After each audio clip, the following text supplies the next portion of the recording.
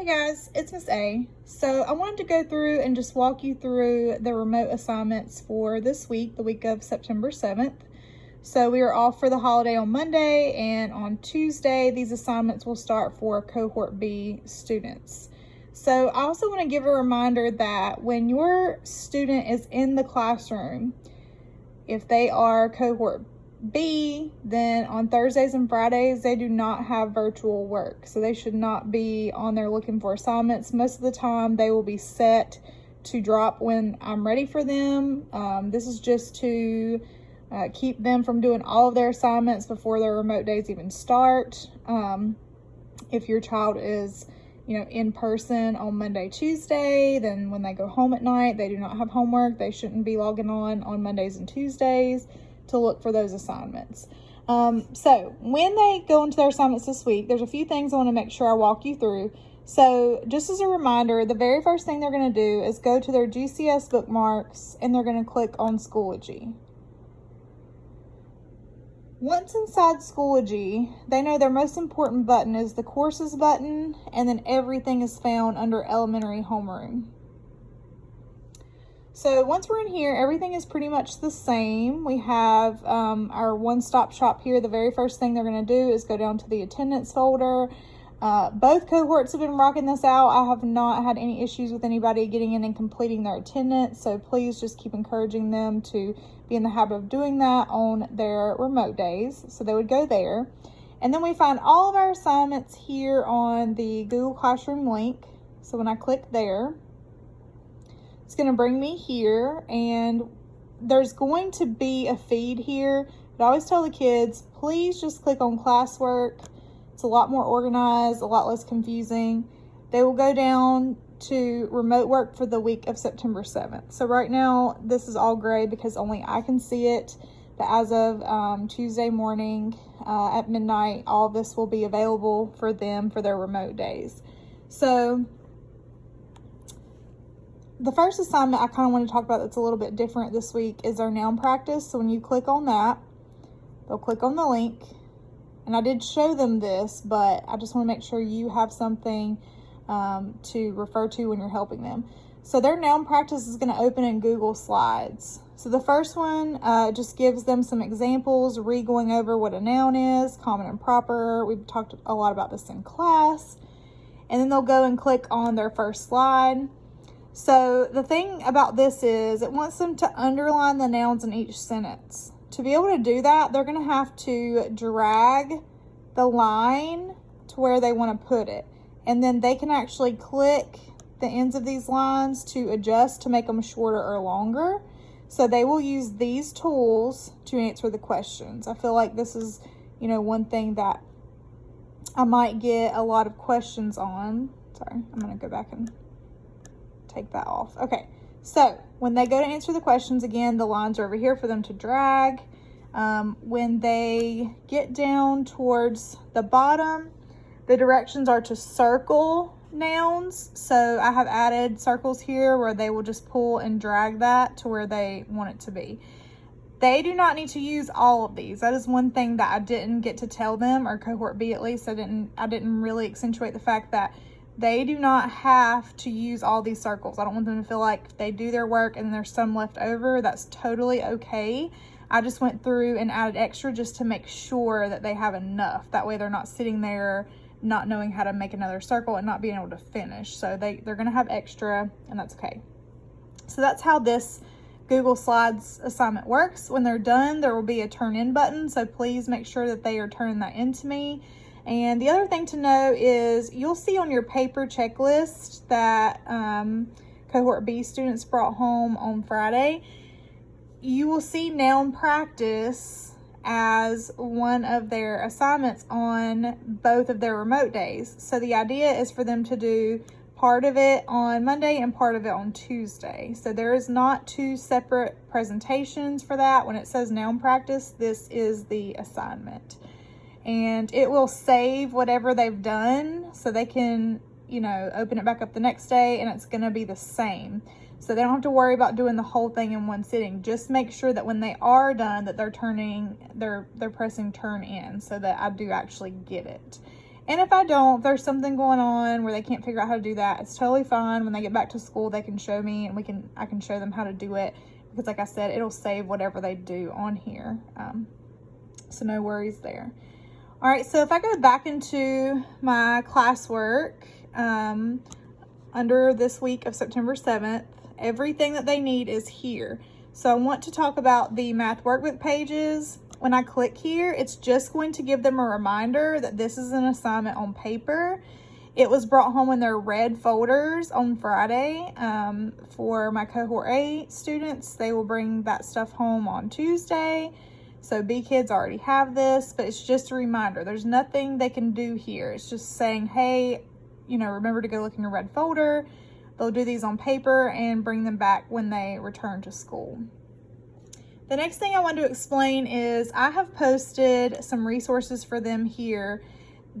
This skip counting and the solving multiplication problems, these are just videos. These are the actual instructional videos that we use when they're learning the concept at school. So I've loaded them here just in case they're working on their workbook pages and they want to go back and rewatch these videos to remind them of some strategies they can use. So when they open that and it's just a video, just always make sure to look at the directions. If it doesn't say they need to do something, then this is not an assignment. It's just to help them. So it just says watch the video to review.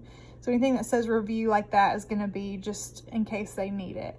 Eventually, I will put this type of stuff in a separate folder somewhere else for them to find it. But for right now, while we're still learning how to get to this stuff, I want to continue to make it as easy as possible and just put everything they need under this one topic. So I know that might be a little confusing that that's there and it's not an assignment, but it's to help them with their assignment if they need it. The other thing I wanted to show you here is iReady reading and math. Up until this point, we have asked the students to please do not get onto iReady as they were working on their diagnostic tests. Now that those are mostly finished, they do have to complete one reading and one math lesson on iReady each week. So again, this is just like the workbook pages. When they click there, it's just going to give them the reminder. It's going to tell them how to get to iReady if they can't remember. It's going to tell them what credentials are their username and their passwords. And it tells them click on your reading pathway. It's a green box that pops up. It's their only option. And they will complete one lesson. And then on their second remote day, they will do the same thing for math. And again, it says on your second remote day. We want to make sure we're trying to keep these assignments separate just so that the kids aren't doing it all at once and then not having anything to do on their next remote day. So all of that is there for them. Just reminders, links to things. Down here is the reading article, just like last week. They all were able to go in and do that. So that's the same. Just make sure that you are reiterating to them at home to please use the passage when they're answering the questions. They should not be reading through a passage and just answering questions based on what they remember. This is something huge that we're learning in class. It's such a big deal for them to be able to go back in the text and say, this is where I found the answer. So please have them go back and forth between the passage and the questions to be sure before they submit those. So that is most of their assignments for this week. And I really just wanted to explain, you know, these folders that don't have an assignment. They're just reminders, like the workbook pages, like the iReady reminder, the videos that are here just if they need them. So when time comes for iReady, this is something that some of the kids in class have shown that they still are kind of having some trouble with from time to time. So when they are ready to do iReady, they're going to go back to this GCS bookmark. They're going to click there and they're going to click the Clever portal. When they get to the Clever portal, chances are it will log them into this. If it does not, it's going to look like, let's see, I'm going to get to where I can show you what it's going to look like. They don't have to do this, but I'm just showing what the Clever portal will look like if they're not logged in. Because of course I am right now, and it's not letting me show you what it'll look like for them. So, and Of course, that's being a little bit slow right now, so I'll click back over there in just 1 second. So I'm going to show you iReady, but going back for just one more second, this main page in Schoology, courses and elementary homeroom, I did add one more thing I want to tell you about. So our Wednesday morning meeting link is still here for Wednesday mornings at 9 a.m. I have added a folder, Wednesday morning optional activities. These are not assignments they have to turn into me. This is whatever topic we talk about in our Wednesday meeting. I'm going to put more things they can do in here if they want to. So like this week, we're going to be talking about the Grand Canyon because we're learning about landforms and science.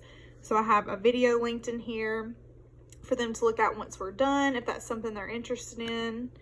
I'm going to go back to this page and it's still not working. Okay, so let's just do this. Again, if they are wanting to get onto iReady, they are going to go to the Clever portal, and this is going to open up. If it doesn't automatically log them on to Clever, this is what's going to come up. This is the part in class where we're still getting a little bit stuck sometimes. We're not as independent yet. So the username is going to be their lunch number. That lunch number is on that remote login sheet that you got in your open house folder. It'll have their lunch number for them. So they'll type that in and then they'll hit go. When you hit go, the password is going to be Gaston20 with a capital G. And that is also in that login page. But this is the area where the kids are probably going to look at you and be like, I don't remember what the username is going to be. It's going to be lunch number. Password is going to be Gaston20 with a capital G. So they will have to go to this separately to complete their iReady lessons. So again, they need 1 in reading and 1 in math for the week.